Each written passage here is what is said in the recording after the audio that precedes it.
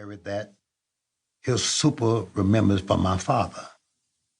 I'm glad I did because now, as I sit down and try to tell the story, I'm talking about my story, I realize it's a blessing to remember. But after B.B. King died, it closed the doors on almost 60 years of relationship. Some say I will be the next in line to carry the torch. I don't know whether that's true or not, because B.B. King and I travel the same road, but we cruise on different wheels. And that's the beauty of life. But I am connected to him, so many others, because their stories are really connected to me and mine. We are a part of the very American story. I'm a proud black man. I'm a proud blues man. I am a product of the American South. But now, I'm just one man with one story left, and that's mine. And thank you for listening to it.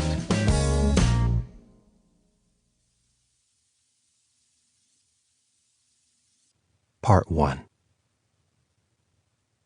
Son.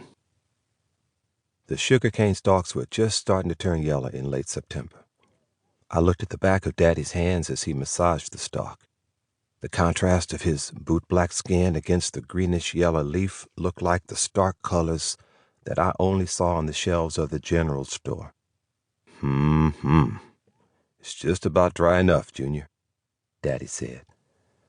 It wouldn't be another week before me and 3 of my brothers were out there cutting down the stalks with long-blade machetes.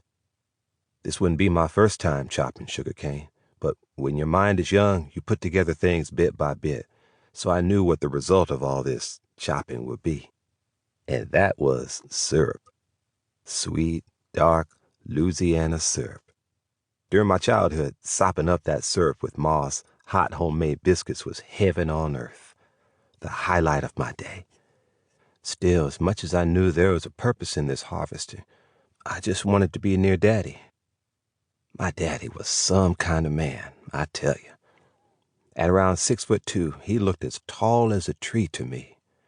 Good looking, fit as a fiddle, black as midnight, tough as a bulldog, and yet a peaceful man.